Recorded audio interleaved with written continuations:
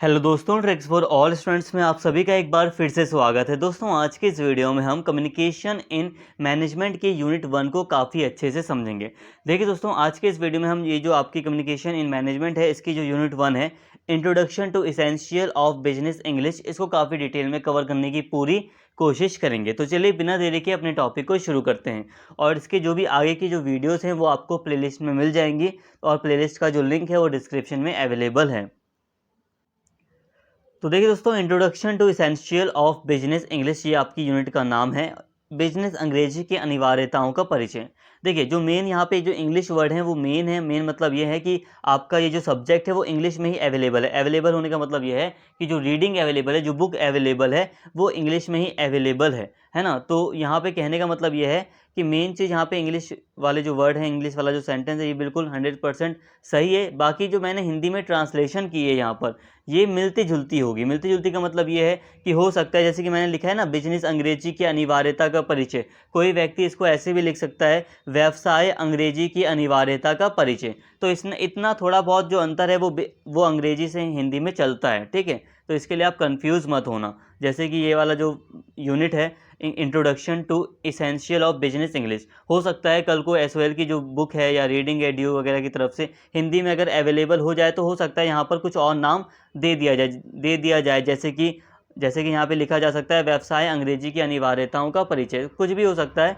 लेकिन फिर भी यहाँ पे हम सारी बातें सिलेबस के अकॉर्डिंग ही कर रहे हैं। जितने भी टॉपिक्स हैं उनको हम सिलेबस के अकॉर्डिंग ही कवर कर रहे हैं। तो यहाँ पे सारी चीज़ें आपके लिए यूज़फुल हैं। तो चलिए आगे बढ़ते हैं। अब यहाँ पे आपका जो पहला टॉपिक है वो है, what is business English. Business English क्या है?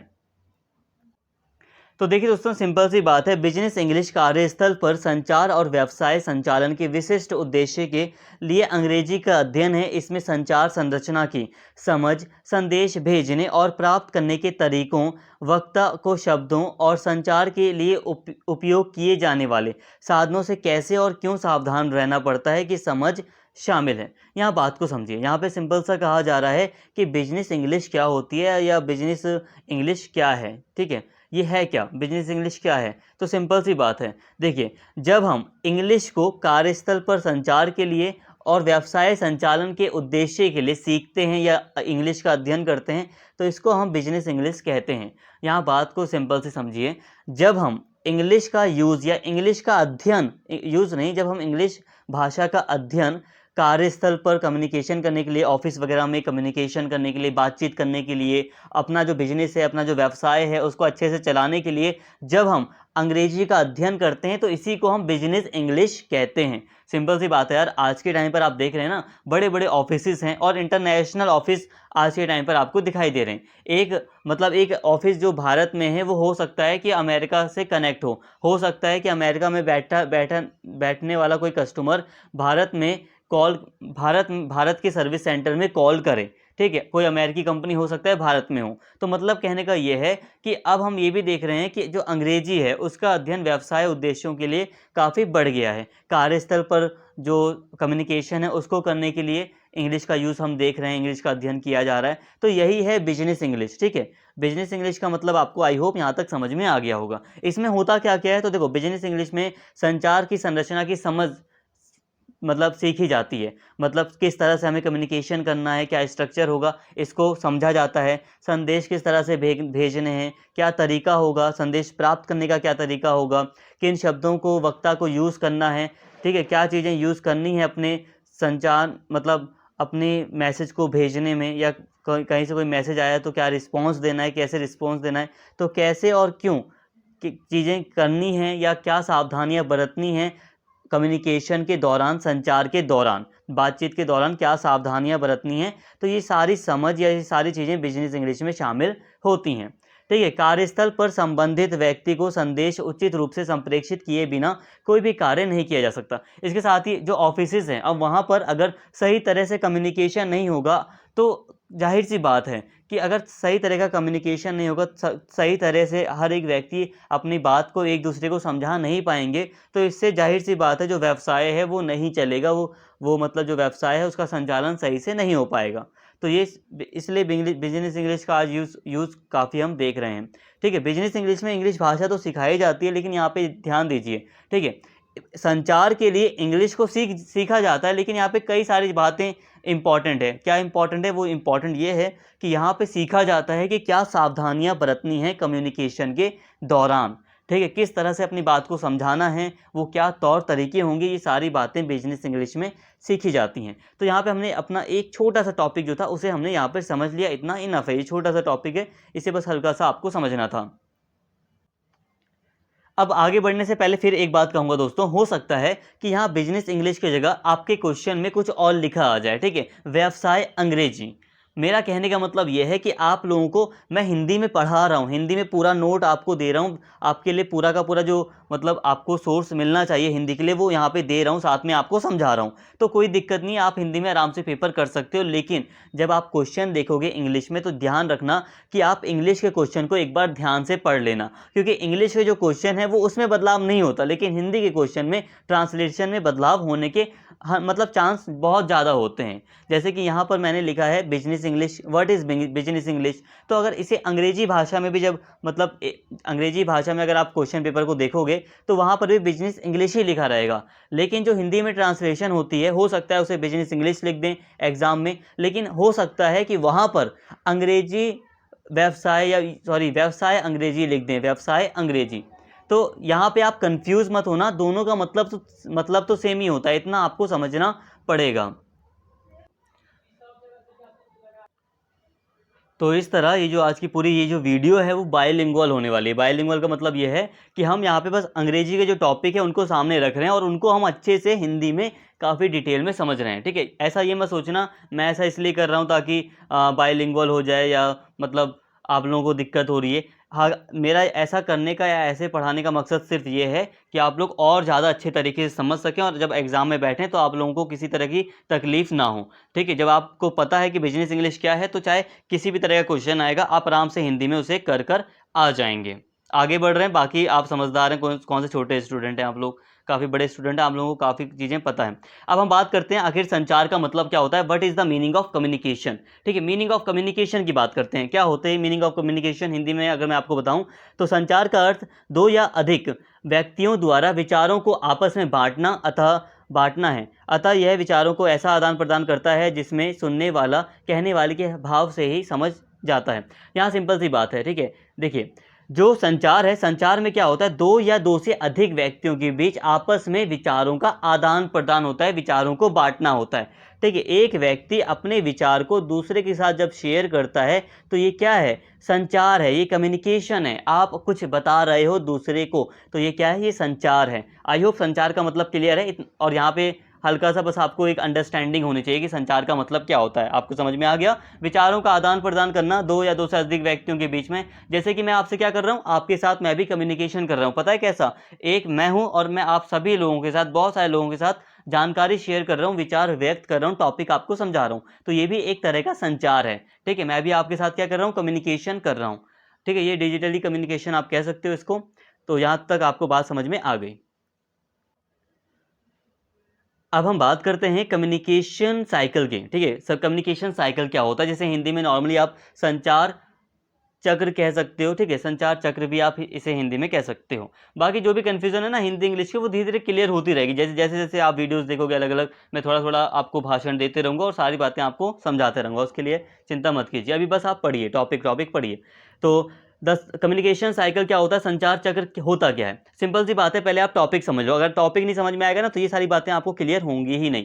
तो यहाँ पे पहले आप टॉपिक को अच्छे से समझ लो, आखिर टॉपिक कह क्या रहा है। देखो संचार चक्र का मतलब होता है, साइकिल का मतलब होता है एक पूरा का पूरा प्रोसेस, एक पूरा का पूरा प्रोसेस, एक प्रक्रिया। जैसे आप कोई सा भी उदाहरण ले लो, कोई सा भी उदाहरण, जैसे कि मान लो रोटी बनकर तैयार होती है, लेकिन रोटी बनकर तैयार होती है तो उसका भी एक प्रक्रिया है, रोटी बनने की भी एक प्रक्रिया है। पहले गेहूं उगाया जाता है, ठीक है, अब ध्यान समझना, पहले गेहूं उगाया गया, फिर गेहूं से उसको आटा बनाया गया, आटा बनाने के बाद फिर उसको आटे को मतलब आटे को पीसा गया था पहले, फिर आटे को अच्छे से मतलब रोटी के लायक साना गया या पानी वगैरह डाल के उसको तैयार किया गया आटे को, ठीक है। इसके बाद फिर गैस वगैरह पे उसको सेका गया, इस तरह रोटी बनकर तैयार हुई। तो यहाँ पे ये आपको प्रोसेस दिखाई दे रहा है, ये एक सर्कल बन जाता है, ये क्या बन जाता है, एक सर्कल बन जाता है। मतलब ये कि जब एक प्रोसेस शुरू होता है और जब वो ख़त्म हो जाता है, एक प्रोसेस पूरी तरह कंप्लीट हो जाता है, तो वो बन जाता है अपने आप में एक सर्कल। तो यहाँ पे यही कहा जा रहा है, एक साइकिल, साइकिल मतलब भी सर्कल ही एक तरह से।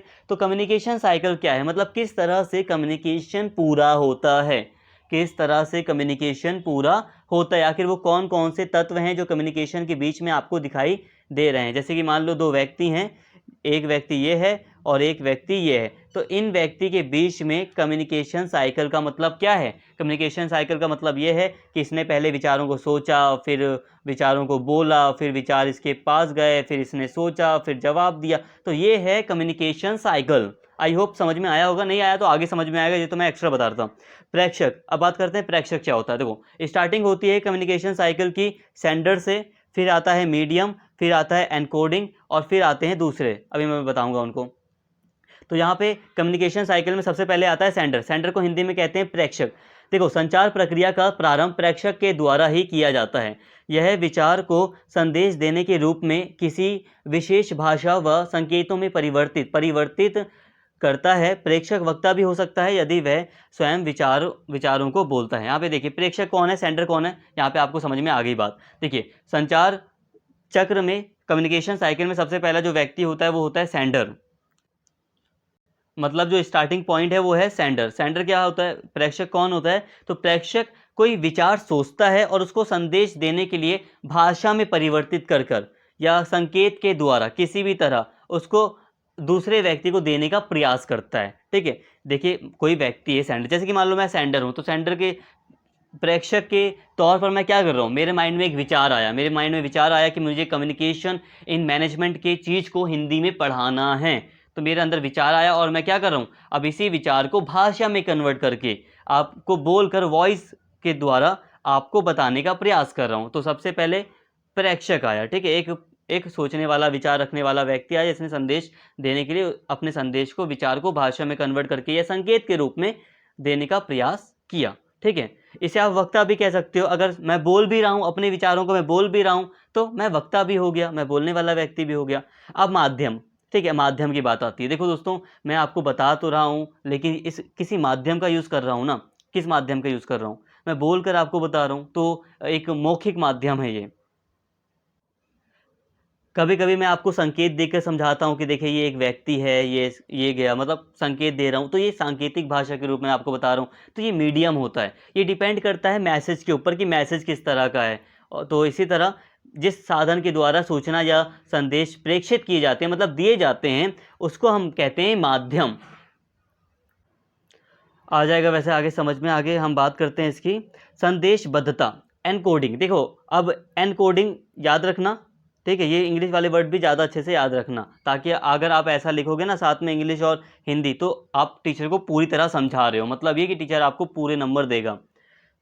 सूचना को जब समझने योग्य चिन्हित अवस्था में परिवर्तित किया जाता है तो उसे संदेशबद्धता कहते हैं। अब देखो, ये संदेशबद्धता क्या है, देखो दोस्तों, अब हमने एक, जैसे कि एक विचार हमारे माइंड में आता है, ठीक है, एक विचार हमारे माइंड में आ जाता है। अब हम उसकी तैयारी करते हैं, एक विचार हमारे माइंड में आया, एक सूचना हमारे माइंड में आ गई, एक संदेश हमें देना है, लेकिन उस संदेश को किस तरीके से देना है, क्या बातें पहले बोलनी हैं, क्या बातें बाद में बोलनी हैं, कौन से साइन यूज़ करने हैं, क्या क्या बातें यूज़ करनी है। लाइक अगर आप किसी को ईमेल भेज रहे हो, तो ईमेल में भी आप कुछ साइन भेज देते हो, इमोजीज वगैरह भेजते हो, चिन्हित करते हो, ठीक है, कुछ एरोज वगैरह भी डाल देते हो। तो किस तरह से आप अरेंज कर रहे हो संदेश को, ठीक है, चिन्हित अवस्था में, ताकि अच्छे से समझ में आ सके। इसी को हम कहते हैं एनकोडिंग। क्या कहते हैं, एनकोडिंग। आप दोनों, आप हिंदी मीडियम के हो इसलिए आपको दोनों बोलना पड़ेगा, संदेशबद्धता भी और एनकोडिंग भी।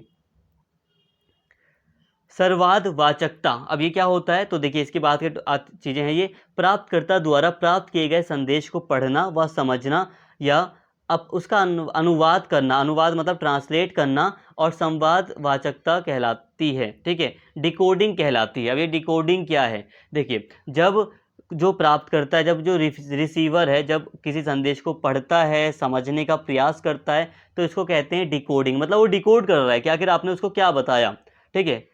अब यहाँ पे प्राप्तकर्ता कौन होता है, इसे डिटेल में बताया गया है कि जो व्यक्ति संदेश प्राप्त करता है, जिसको मिला है संदेश। जैसे कि मान लो राम ने कहा कि श्याम कल स्कूल की छुट्टी है, राम ने कहा कि श्याम कल स्कूल की छुट्टी है, तो ये राम है, ठीक है, ये कह रहा है श्याम कल स्कूल की छुट्टी है। तो अब राम ने जो बातें कही, राम हो गया सेंडर, और जो श्याम है किसको गई, श्याम को गई, तो श्याम कौन हो गया, श्याम हो गया प्राप्तकर्ता रिसीवर, ठीक है। श्याम ने सुना, अच्छा कल स्कूल की छुट्टी है, तो ठीक है, अब ये समझ गया और इसको ही सूचना दी गई, तो ये क्या था, ये रिसीवर था, ठीक है, रिसीवर था ये, इसने रिसीव किया संदेश को। जो व्यक्ति संदेश प्राप्त करता है अर्थात संदेश सुनता है, उसको संदेश प्राप्त करने वाला या श्रावक भी कहा जाता है। इसको संदेशवाचक भी कहा जाता है क्योंकि वह संदेश को पढ़ता है, अपनी भाषा में समझने योग्य बनाता है, यह उसकी अपनी एक मानसिक प्रक्रिया होती है, ठीक है। प्राप्तकर्ता समझ में आ गया। अब बात करते हैं फीडबैक की। यह पता लगाना कि संदेश सही अर्थ में व सही समय पर प्राप्त हो गया है तथा उसको समझ लिया गया है, यह अंतिम कड़ी प्रतिपुष्टि करती है। जैसे कि आज व्हाट्सएप पे मैंने, आप लोग मान लीजिए व्हाट्सएप पे आपके फ्रेंड ने आपको कहा कि कल स्कूल की छुट्टी है, ठीक है, आप कल कॉलेज की छुट्टी है, आपके फ्रेंड ने, ये आपका फ्रेंड है और ये आप हो, ठीक है, आपके फ्रेंड ने कहा कि कल स्कूल की छुट्टी है, व्हाट्सएप पर कहा उसने और आपने कहा ओके, तो ये क्या था, ये फीडबैक था। ओके का मतलब ये था कि भाई देखो आपकी इन्फॉर्मेशन मुझे मिल गई है, मैं समझ गया हूँ और ठीक है, ये था फीडबैक। सिंपल सी बात है, फीडबैक आपको समझ में आ गया क्या होता है। जैसे कि कई बार मैं कहता हूँ कि प्लीज़ एक बार कमेंट करके बताओ कि आपको समझ में आ गया, तो आप लोग कहते हो यस सर बहुत अच्छे से समझ में आ रहा है, तो मैं कहता हूँ ठीक है भाई मुझे फीडबैक मिल गया, अच्छा फीडबैक है, ठीक है। कई बार आप कहते हो सर कुछ गलती हो गई यहाँ पे ये नहीं ऐसा होना चाहिए, तो ये भी एक फीडबैक है। अच्छा बुरा किसी भी तरह का फीडबैक हो सकता है और यही है एक साइकिल, पूरी तरह यह एक साइकिल था, ठीक है। आई होप यहाँ पे आपको समझ में आ गया। कम्युनिकेशन साइकिल क्या है सर, कम्युनिकेशन साइकिल के ये तत्व हैं, सेंडर, मीडियम, इकोडिंग और फिर डिकोडिंग होता है, फिर रिसीवर होता है, फिर फीडबैक होता है। इसे आप अच्छे से याद कर लें। आई होप आपको सारी बातें समझ में आ गई होंगी। यहाँ पे आप देख सकते हैं, यहाँ पे पूरी तरह एक पूरा यहाँ पे एक स्ट्रक्चर बनाया गया है। कम्युनिकेशन देखो प्रोसेस भी कहते हैं, इस साइकिल को आप प्रोसेस भी कह सकते हो। अगर वहाँ पे प्रोसेस लिखा है तो कन्फ्यूज़ मत होना, ठीक है। टॉपिक पहले अच्छे से पढ़ लो, बाकी तो मैं अलग से 2-4 वीडियोस में आपको अच्छे से एक्सप्लेन कर दूंगा क्या चीज़ें कैसे करनी है एग्जाम में, वो और भी ज़्यादा इफेक्टिव होगी। बस यहाँ पे इस वीडियो में पढ़ने पर ध्यान दो, ठीक है। अब यहाँ पे बात को समझिए, सेंडर, इकोडिंग, मैसेज, डिकोडिंग और रिसीवर के बाद फिर फीडबैक आता है, ठीक है। फिर फीडबैक, फिर नॉइज़ वगैरह मैसेज में, ये चीज़ें छोड़ो, यहाँ पे आपको बात समझ में आ गई है, ठीक है। अब हम बात करते हैं टाइप्स ऑफ कम्युनिकेशन की। ये वाला टॉपिक बहुत ज़्यादा आसान है, जैसे कि अभी पहले वाले जो टॉपिक थे उन्हीं की तरह ये वाला टॉपिक बहुत ज़्यादा इजी है, लेकिन बहुत ज़्यादा कन्फ्यूजिंग है। कन्फ्यूजिंग ये कि बहुत ज़्यादा लेंथी है, लेकिन काफ़ी अच्छे से, मुझे पता है हम छोटे स्टूडेंट तो हैं नहीं, तो काफ़ी अच्छे से आप लोगों को सारी बातें क्लियर हो जाएंगी। तो यहाँ पे हम बात करते हैं दोस्तों संचार के प्रकार की, टाइप्स ऑफ कम्युनिकेशन की। आखिर संचार के कितने प्रकार होते हैं, तो देखिए मुख्य तौर पर अगर हम बात करें ना, तो संचार के 2 ही प्रकार होते हैं, एक होता है वर्बल और एक होता है नॉन वर्बल। इसे हिंदी में आप कह सकते हो मौखिक और गैर मौखिक। बात को समझिए, देखिए एक होता है वर्बल कम्युनिकेशन और एक होता है नॉन वर्बल कम्युनिकेशन। जब हम बड़े पैमाने पे बात करते हैं, जब हम बात करते हैं व्यापक स्तर पर संचार के कितने प्रकार होते हैं, कितने तरह के संचार होते हैं, मेजरली बात करें अगर हम ऊपर से अगर हम नॉर्मली देखें तो 2 तरह के संचार होते हैं, एक होता है वर्बल और एक होता है नॉन वर्बल। अब इन दोनों के अंदर कई तरह के प्रकार होते हैं, कई तरह की कम्युनिकेशन होते हैं, उसको अब हमें समझना है। तो यहाँ तक आपको सारी बात क्लियर है, कोई दिक्कत नहीं है। अब हम एक एक करके बात कर लेते हैं, मौखिक संचार क्या होता है और गैर मौखिक संचार क्या होता है।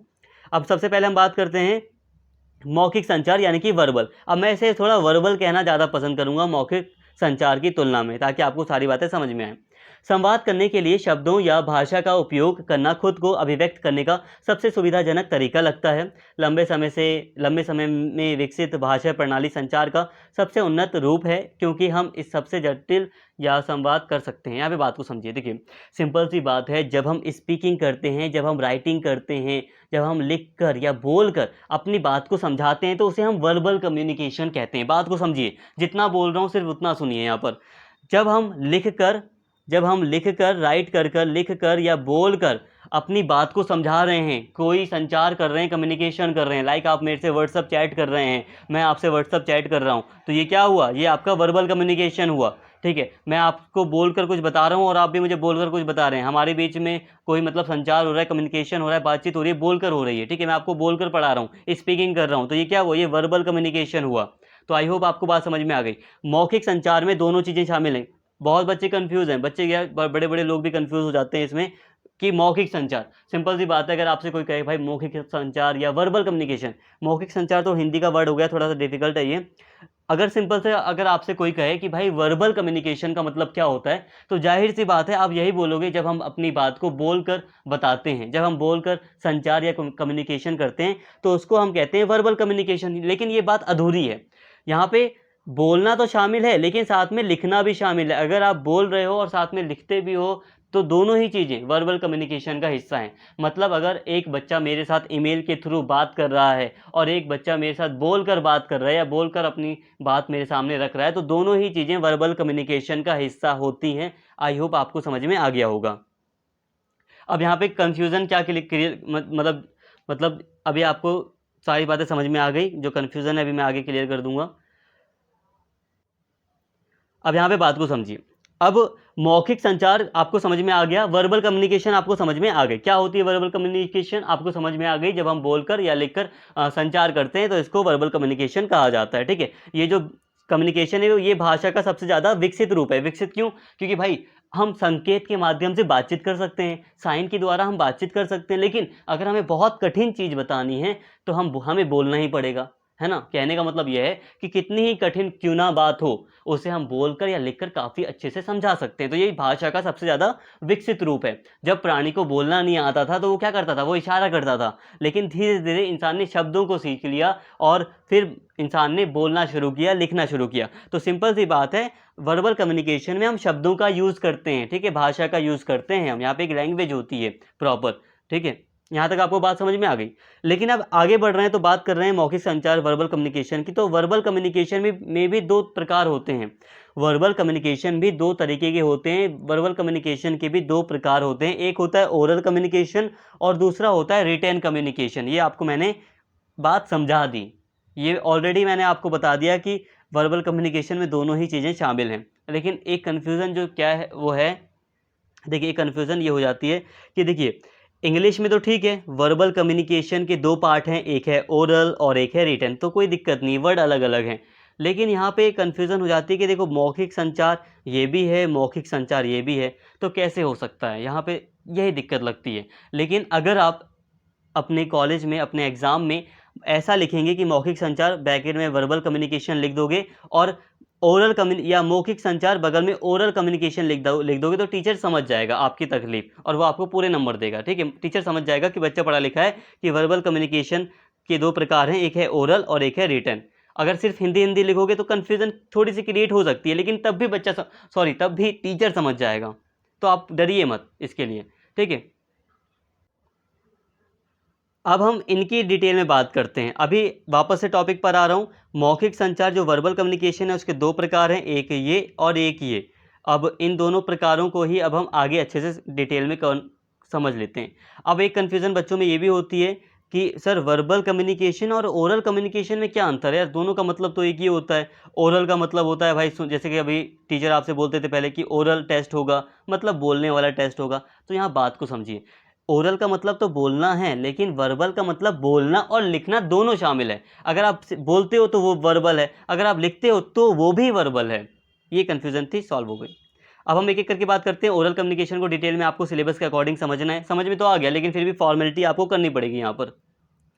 जब आप संवाद करना चाहते हैं तो क्या आप नोट्स या पत्र लिखने के बजाय सीधे बात करना या उस व्यक्ति को कॉल करना नहीं करते? यही मौखिक संचार है। तो एक सिंपल सी बात है, कॉल वगैरह पे बात कर लेना या बोलकर जब हम बात करते हैं तो यही होता है ओरल कम्युनिकेशन। ये सिंपल सी बात है। आज आप देखिए, आपको चैटिंग करने से ज़्यादा बेटर लगेगा कि यार मैं डायरेक्ट बात कर लूँ, लेकिन हो सकता है माहौल ऐसा नहीं होता। लोग सोचते हैं कि अगर मैं बात करूँगा तो सब सुन लेंगे, तो इसलिए चैटिंग कर लेते हैं लोग। तो ये बात अलग है, ठीक है। लेकिन फिर भी बोलना, मैं तो पर्सनली बोलकर बात करना ज़्यादा पसंद करता हूँ।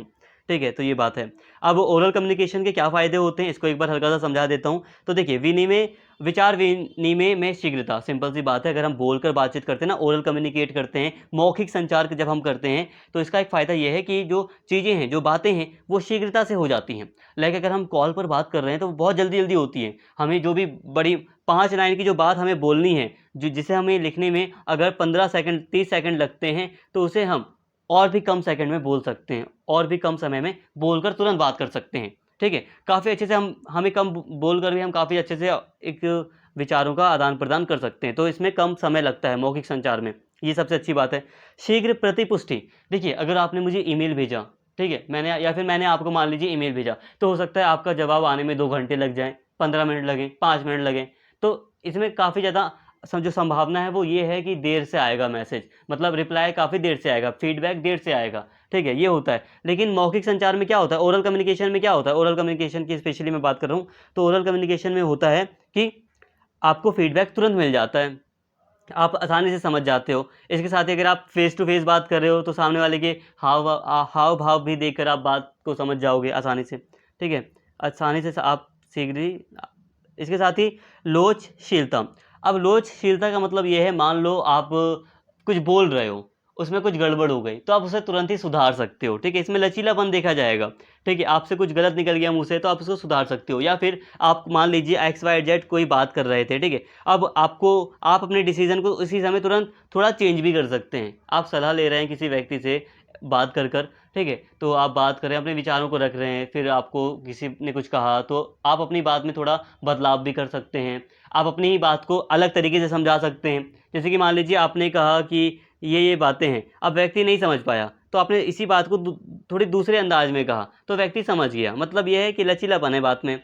संदेह को दूर करना, गलतफ़हमियाँ हो जाती हैं कई बार। अगर आप मैसेज वगैरह करते हैं, अब मैसेज आप कर रहे हैं, आपका फेस कैसा है, आप गुस्से में हैं, सीरियस हैं, या आप ऐसे ही बस मज़े-मज़े में मज़ाक के तौर पर अपना कोई मैसेज कर रहे हैं किसी फ्रेंड को, तो सामने वाला तो नहीं समझ पाता ना, सामने वाले को लग रहा है यार ये तो सीरियस है, लग रहा है, कैसा इंसान है। हाँ, जब आप इमोजीज़ भेजते हैं तो शायद थोड़ा व्यक्ति समझ जाए, लेकिन फिर भी जब हम बोलकर बातचीत करते हैं, ओरल कम्युनिकेशन जब हम करते हैं, तो इसमें संदेह दूर होने की चांस काफ़ी अच्छे रहते हैं, क्योंकि आपका फेस भी चेंज होता है। आप आसानी से अपनी जो भी गलतफ़हमी है आपस में 2 लोगों के बीच में या 2 से अधिक लोगों के बीच में, वो आसानी से सॉल्व हो जाती है। तो ये हैं फ़ायदे मौखिक संचार के, ओरल कम्युनिकेशन के। हालाँकि इसके कुछ नुकसान भी हैं। जैसे कि नुकसान ये है दोस्तों, जैसे कि मान लीजिए 2 व्यक्तियों की बात में कुछ बातचीत हुई, ठीक है? लेकिन एक व्यक्ति अपनी बात से मुकर जाए, फिर कहे भाई सबूत क्या है?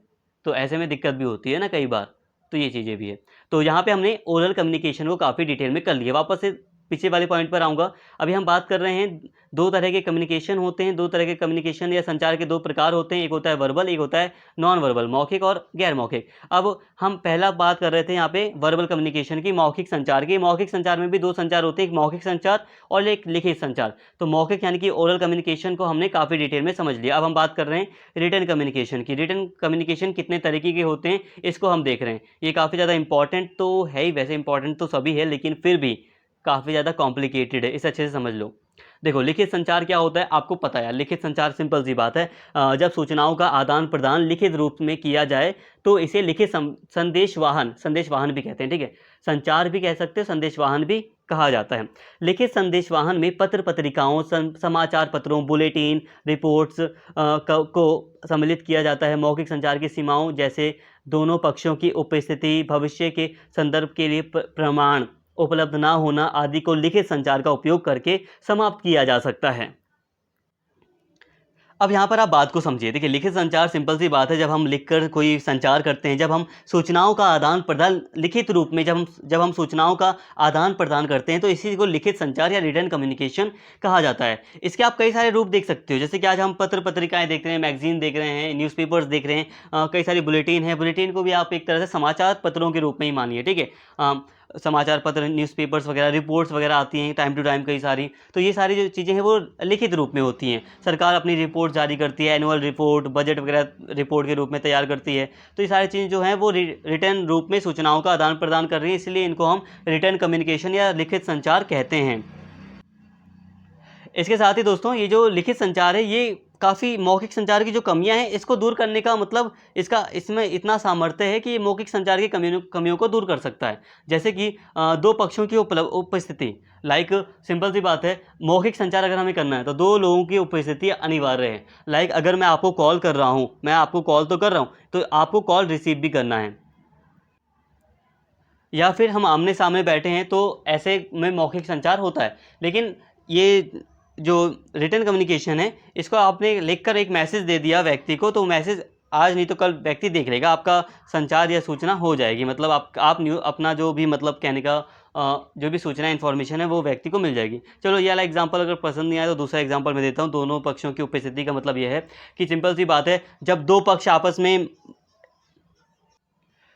कोई प्रॉमिस करते हैं, कोई डिसीजन लेते हैं, लाइक दो पार्टनर हैं वो आपस में कई सारे डिसीजन लेते हैं ओरली। सिंपल सी बात है, लाइक दो दोस्त हैं तो वो दोस्त आपस में कहते हैं कि यार देखो हम तो एक दूसरे पे विश्वास ही करते हैं, लाओ तुम्हारे शेयर इतने होंगे मेरे शेयर इतने होंगे, किसी रिटर्न डॉक्यूमेंट की कोई आवश्यकता ही नहीं है यार, मैं तेरा शेयर दे दूंगा, ये वाला जो कह रहा है वो मैं तेरा शेयर कंपनी का देते रहूँगा, कोई रिटर्न डॉक्यूमेंट की ज़रूरत ही नहीं है। तो ये मौखिक रूप से हो जाता है, ये चलता है, ठीक है, ये ज़मीनी स्तर पर होता है। लेकिन जो लिखित संचार है, लेकिन आगे चलकर अगर ये वाला व्यक्ति इस व्यक्ति को धोखा दे दे, या ये वाला व्यक्ति इस व्यक्ति को धोखा दे दे और कहे भाई तुम्हारे पास सबूत क्या है कि तुम्हारा शेयर इस कंपनी में है, कंपनी तो मेरे नाम पर है, तो ऐसे में बात आती है कि प्रमाण क्या है, सबूत क्या है। तो ऐसे में लिखित संचार यूज़फुल होता है। लिखित रूप में अगर कोई चीज़ होती है तो वो सबूत के तौर पर काफ़ी ज़्यादा यूज़फुल होती है, ठीक है। लिखित संदेश वाहन के लाभ, जो रिटन कम्युनिकेशन है, जो लिखित संचार है, इसके क्या लाभ होते हैं। तो बेसिकली आप देखिए, लंबे संदेशों के लिए उपयुक्त, जो लंबे संदेश होते हैं, लाइक आपको लॉन्ग कोई जैसे कि सिंपल सी बात है यार, न्यूज़पेपर है, अब न्यूज़पेपर के लिए कितना ज़्यादा यूज़फुल है रिटन कम्युनिकेशन। लिखकर सारी न्यूज़ को छाप दिया जाता है न्यूज़पेपर में, और काफ़ी अच्छे से एक व्यक्ति बैठता है सुबह न्यूज़पेपर को जल्दी जल्दी पढ़कर एक पूरे जितनी भी चीज़ें दुनिया में हो रही हैं लगभग उन सभी चीज़ों से अवगत हो जाता है। तो इतनी सारी सूचनाओं को कितने अच्छे से लिख दिया जाता है। तो रिटन कम्युनिकेशन जो है वो लंबे संदेशों के लिए काफ़ी ज़्यादा यूज़फुल होता है। लिखित लिखित जो चीज़ें हैं भाई वो सबूत के तौर पर काम करती हैं। लाइक कई बार जो ऑफिसर्स हैं वो भी अपने से ऊंचे ऑफिसर्स से कहते हैं कि सर आप जो ऑर्डर दे रहे हो वो लिखित रूप में ऑर्डर दो, ताकि मैं सबूत के तौर पर आगे यूज़ कर सकूं। तो लिखित ऑर्डर मांगते हैं। अधिक स्पष्ट संदेश, जो लिखित संदेश होता है दोस्तों, यहाँ पे एक बहुत अच्छी बात है, जो रिटर्न कम्युनिकेशन होता है, जो लिखित संचार होता है वो काफ़ी ज़्यादा स्पष्ट होता है। सिंपल सी बात है, अगर कोई ऑफिसर अगर कोई पुलिस वाला या कोई बड़ा मान लीजिए पुलिस कमिश्नर है, अगर वो अपने नीचे के किसी व्यक्ति अधिकारी को कोई ऑर्डर दे रहा है, तो वो लिखित रूप में जब वो देता है ऑर्डर तो वो स्पष्ट होता है। स्पष्ट का मतलब कि उसे क्या करना है क्या नहीं करना।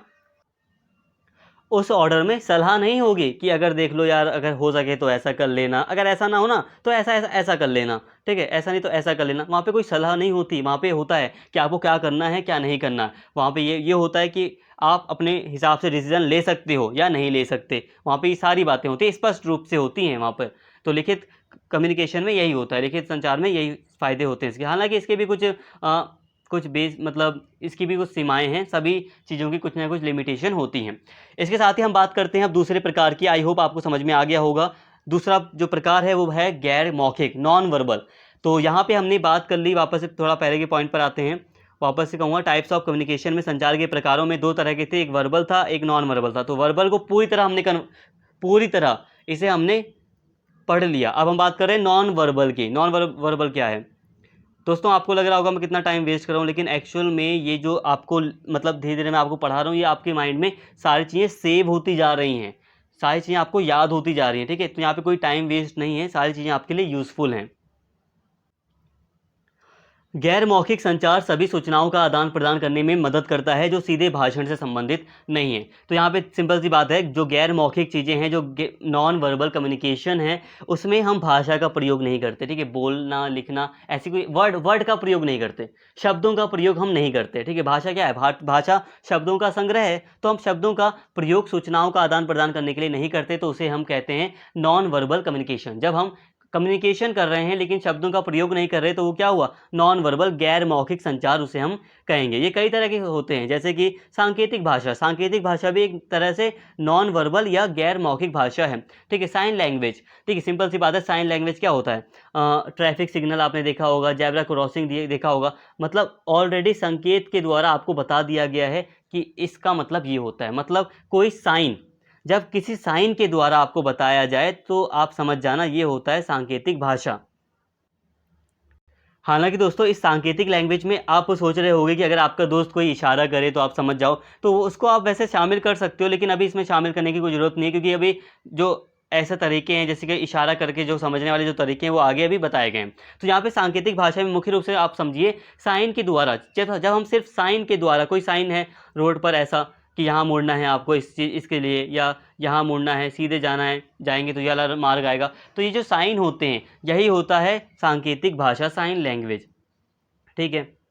ऑडियो संकेत क्या होता है? तो पक्षियों जानवरों की आवाज़ें कई ध्वनियाँ हैं जो यात्रा करती हैं और संदेश पहुंचाती हैं। जैसे पहले के समय के ड्रम बीट्स ऑडियो संकेत थे जो दूर और निकट के लोगों तक संदेश पहुंचाते थे। आज कारखानों में सायरन जैसी आवाज़ें बदलाव या शिफ्ट की समाप्ति के संकेत देती हैं। एम्बुलेंस का जो मतलब हूटर ही होगा, पता नहीं, जो मतलब एम्बुलेंस का जो सायरन वगैरह होता है, पुलिस कार होती है, पुलिस कार की जो सायरन होता है किसी आपातकालीन स्थिति पर तत्काल ध्यान दिलाते हैं।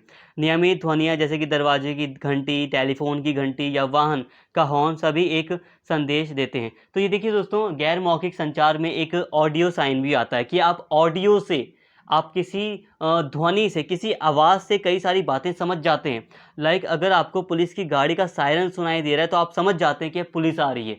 कोई शब्द यूज़ नहीं हुआ, यहाँ पे ऑडियो यूज़ हुआ, एक ध्वनि यूज़ की गई, ठीक है। यहाँ पे तो पुलिस का सायरन से जब आप समझ जाएं कि पुलिस आ रही है तो मतलब क्या, मतलब कहने का ये है कि ये ऑडियो साइन के अंतर्गत संचार हो रहा है। एम्बुलेंस जा रही है, एम्बुलेंस का सायरन बज रहा है, पुलिस का सायरन बज रहा है, तो इसका मतलब होता है कि आप साइड हो जाइए, पुलिस या एम्बुलेंस को रास्ता दीजिए। तो ये साइन के द्वारा, ऑडियो के द्वारा साइन दिया जा रहा है, संकेत किया जा रहा है, और ये भी एक गैर मौखिक प्रकार है। कई बार आप देखते हैं दरवाजे की घंटी, टेलीफोन की घंटी, तो ये क्या है कि कोई व्यक्ति आपसे बात करना चाह रहा है, टेलीफोन की घंटी बज रही है। तो सांकेतिक माध्यम से जब हम बात करें तो उसे हम कहते हैं सांकेतिक माध्यम नहीं, जब हम आप ध्वनि के माध्यम से कोई संकेत दें तो उसको हम कहते हैं ऑडियो संकेत। ये भी एक गैर मौखिक कम्युनिकेशन है। इसके अलावा है दृश्य संकेत, विजुअल, चित्र या प्रतीक जो किसी सीढ़ी या निकास द्वारा जैसा कुछ दर्शाते हैं। इमारतें या स्कूल, पेट्रोल पंप सामने, या सिर्फ एक यातायात संकेत दृश्य संकेत हैं जो शब्दों के बिना संवाद करते हैं। मोटर चालक और आम जनता आसानी से सड़क के किनारे के प्रतीक को देखकर निर्देशों का पालन कर सकते हैं और जान सकते हैं कि कहाँ मुड़ना है, और यहाँ तक कि अगला उपलब्ध शौचालय या पेट्रोल पंप कितनी दूर है। यहाँ पे सिंपल सी बात है, दृश्य साइन, जब हम किसी साइन को देखकर, अब यहाँ पे आपको कन्फ्यूज़न क्रिएट हो जाएगी। देखिए जो सांकेतिक भाषा थी ना वो, और थोड़ा सा यहाँ पे जो ये दृश्य संकेत है, ये थोड़ा मिलते जुलते आपको प्रतीत होंगे, लेकिन बात को समझिए, इन्हें हम मिलते जुलते तो हैं, हकीकत में है भाई मिलते जुलते, लेकिन एक प्रकार के रूप में इसे भी हम कह सकते हैं, क्योंकि हम कई बार देख कर ही तो समझते हैं। जैसे अगर हमें दिख रहा है कि ये वाला जो रोड है वो हमें हाईवे पर ले जाएगा, ये वाला जो साइन है हमें दिखा रहा है कि ये साइन आपको हाईवे तक ले जाएगा, मुझे अगर लगता है कि ये साइन हाईवे का है तो फिर ठीक है। इसके साथ ही कुछ परमानेंट साइन होते हैं, ठीक है, ये तो मैंने अलग चीज़ें बताई, लेकिन कुछ परमानेंट साइन होते हैं, जैसे कि पेट्रोल पंप क्या है, मतलब पेट्रोल पंप कहाँ है, किधर मुड़ना है आपको, तो उसका साइन बना रहेगा। शौचालय कहाँ है तो उसका साइन बना रहता है। तो जब हम देख कर किसी साइन को कुछ बातें समझ जाएं तो इसका मतलब वो क्या है, वो विजुअल साइन है, वो विजुअल कम्युनिकेशन हो रहा है, ठीक है। विजुअल साइन के द्वारा कम्युनिकेशन किया जाता है। ये प्रतीक आप कह सकते हो, कुछ प्रतीक देखकर हम समझ जाते हैं। इसके साथ ही श्रव्य दृश्य, मतलब ऑडियो और विजुअल दोनों चीज़ें हैं इसमें शामिल। ऑडियो विजुअल का जब नाम आएगा तब तक हम टेलीविज़न और इंटरनेट की बात करेंगे। टेलीविज़न, इंटरनेट पर सभी संदेश, सूचना और विज्ञान, मल्टीमीडिया पर प्रस्तुतियाँ आदि श्रव्य और दृश्य माध्यम पर निर्भर हैं। वह सबसे लोकप्रिय हैं क्योंकि संदेश का गहरा और तत्काल प्रभाव होता है। सिंपल सी बात है, ऑडियो विजुअल भी एक तरीका है जिसके द्वारा कम्युनिकेशन किया जाता है। लाइक सिंपल सी बात है, लाइक जैसे कि प्राइम मिनिस्टर, जैसे लॉकडाउन में आपने देखा होगा प्राइम मिनिस्टर के द्वारा कई सारे संदेश दिए जा रहे थे, ठीक है। नरेंद्र मोदी जो इस समय लॉकडाउन के दौरान जो प्रधानमंत्री थे नरेंद्र मोदी जी, तो उनके द्वारा जो संदेश दिए जा रहे थे वो, उसे आप कह सकते हो वो ऐसा संचार था, वो ऑडियो विजुअल संचार था, जिसमें हम उनको देखते थे और हम उनको सुनते थे, उनकी चीज़ों को समझते थे। तो वहाँ पे स्पीकिंग तो हो रही थी, लेकिन वो दृश्य और श्रव्य माध्यम है। मतलब ये कि यहाँ पर आप ऑडियो और विजुअल चीज़ों को दोनों कर रहे हो। आप जो मैं अभी आपको बता रहा हूँ, जिस वीडियो को आप देख रहे हो, इसे भी आप कह सकते हो श्रव्य और दृश्य माध्यम। इसमें आप देख भी रहे हो चीज़ों को और समझ भी रहे हो, सुन भी रहे हो, कहने का मतलब है। तो ये होता है श्रव्य दृश्य माध्यम। ये भी एक तरह का गैर मौखिक है, गैर मौखिक में शामिल होता है।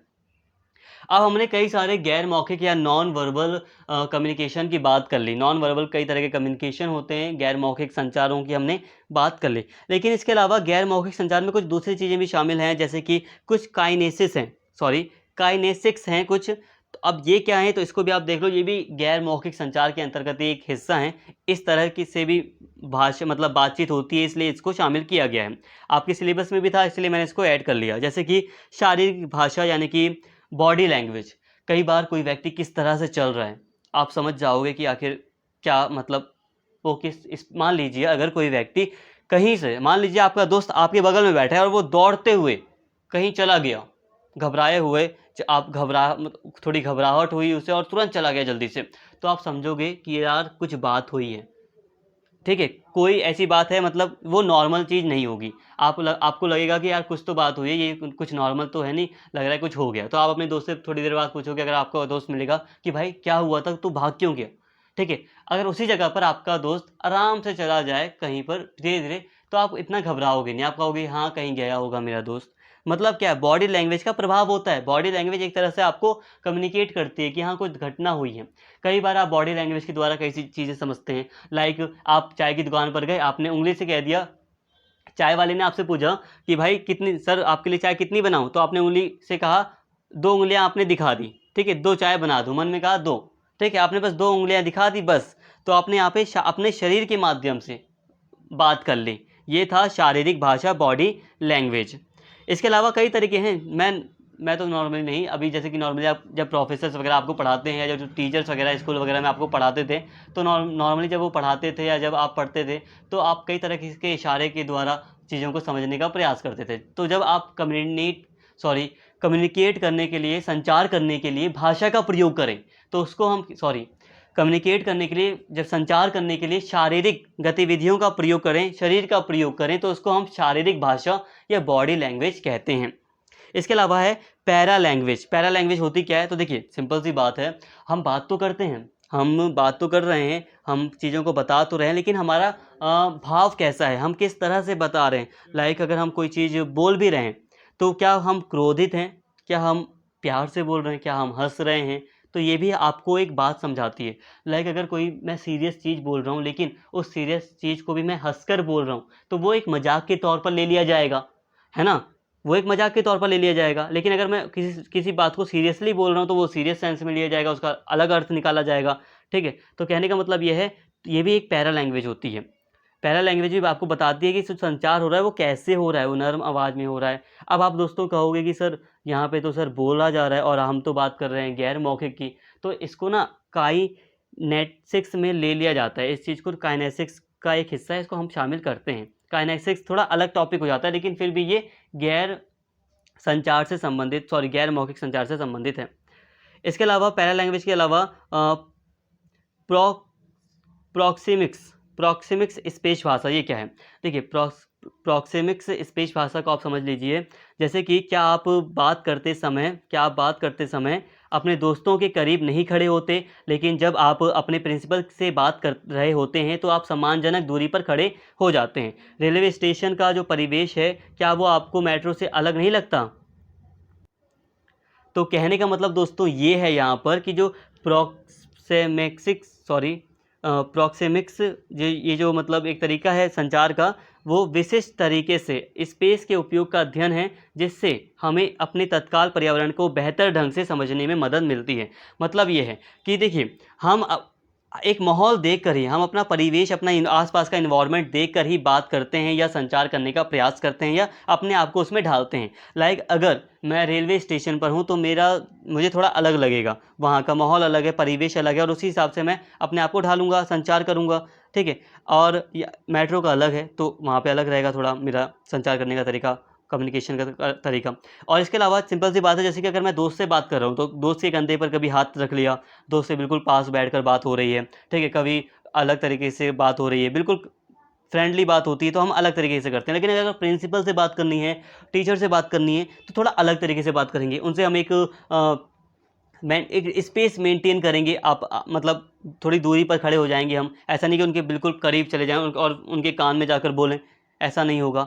तो ये प्रॉक्सिमिक्स आ जाता है। ठीक है, ये भी एक संचार का तरीका है। इसके अलावा कालक्रम, समय, भाषा।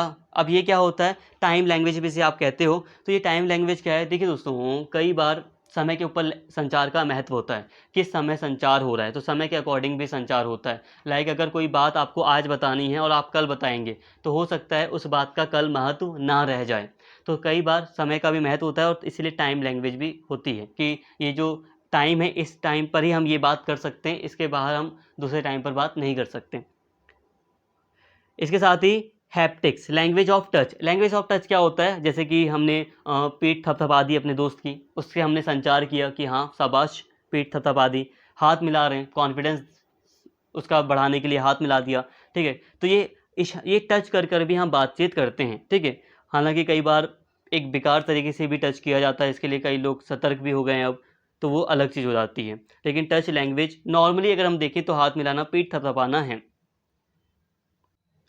इसके अलावा मौन, साइलेंस भी अपने आप में बहुत बड़ी बात होती है। कई बार साइलेंस रहकर भी एक अशाब्दिक विधा है, ये एक बिना कुछ बोले, बिना कुछ किए एक तरीका है ये, ठीक है। मौन शारीरिक भाषा और चेहरे के भावों पर निर्भर करता है। ये इस प्रकार मौन सम्मान, भय, अज्ञानता, क्रोध या यहाँ तक कि अरुचि जैसे विभिन्न संदेश संप्रेषित करता है। देखो दोस्तों, अभी आपको काइनेसिक्स में आपको बहुत सारी कन्फ्यूज़न होगी, मैं अभी आपको सॉल्व कर देता हूँ। देखो पहले सॉल्व कर देता हूँ, ठीक है। इसे आप अलग से पढ़िए, जब आपको कहा जाएगा टाइप्स ऑफ कम्युनिकेशन लिखिए, तो आप इसे अलग से ऐसे लिख सकते हो लास्ट में, ठीक है। बेस्ट है ये लिखना है। लेकिन अगर आप स्पष्ट रूप से कहें कि क्या ये नॉन वर्बल ही है, तो स्पष्ट रूप से इसे नॉन वर्बल पूरी तरह कहना थोड़ा मुश्किल है। हालांकि इसे नॉन वर्बल में शामिल किया जाता है, लेकिन फिर भी इसमें भी कहीं कहीं भी भाषा का प्रयोग हो रहा है, इसलिए आप इस टॉपिक को अलग से आप ऐड कीजिए। जरूरी नहीं कि इसे आप कहें कि ये नॉन वर्बल है या वर्बल है, इसे बताने की कोई ज़रूरत ही नहीं है। तो इन माध्यम के द्वारा भी कई सारे संचार होते हैं, भाषा का आदान प्रदान किया जाता है, इसे हम काइनेसिक्स कहते हैं। हो सकता है इस पर अलग से भी क्वेश्चन आ जाए। अब यहाँ पे मौन का क्या मतलब है, देखिए कई बार साइलेंस रहकर भी आप कई सारी बातें बताते हैं। जैसे कि आप अपने टीचर से पूछ रहे हैं, सर मैं क्या आज होमवर्क छोड़ दूँ, और आपके टीचर कुछ जवाब नहीं दे रहे हैं, और अगर आप उनका चेहरा भी देखें तो हो सकता है आप समझ जाएंगे कि आपके टीचर आपसे थोड़ा क्रोधित हो रहे हैं, तो आप कहेंगे कि नहीं सर मैं कर लूँगा, कोई नहीं, कर लूँगा मैं, ठीक है। तो यहाँ पर हम कई बार साइलेंस रहकर भी कई सारे संचार कर लेते हैं, ठीक है। कोई आपसे कुछ पूछ रहा है और आप साइलेंस हैं, आप उसको अब एक पोलाइट फेस दिखा रहे हैं, हंसता हुआ फेस दिखा रहे हैं, ठीक है, स्माइल करता हुआ फेस दिखा रहे हैं, आप शांत हैं, तो वो उसको लगेगा कि आप उसके साथ हैं। मतलब उस आपसे उस किसी, मान लीजिए बच्चे ने पूछा 2 चॉकलेट हैं आपके पास, किसी बच्चे ने पूछा क्या मैं एक चॉकलेट ले लूँ, तो आप हंसते हुए हंस रहे हैं आप, तो मतलब क्या है इसका कि आप अल्टीमेटली उसे दे देंगे, कहेंगे कि हाँ ले लें। तो मतलब ये हाव भाव के हिसाब से भी साइलेंस भी एक तरह के संचार में एक सहायक होता है, जिसे आप काइनेसिक्स के अंतर्गत शामिल करते हैं। तो यहाँ तक हमने फर्स्ट पार्ट में कई सारी बातें कर ली,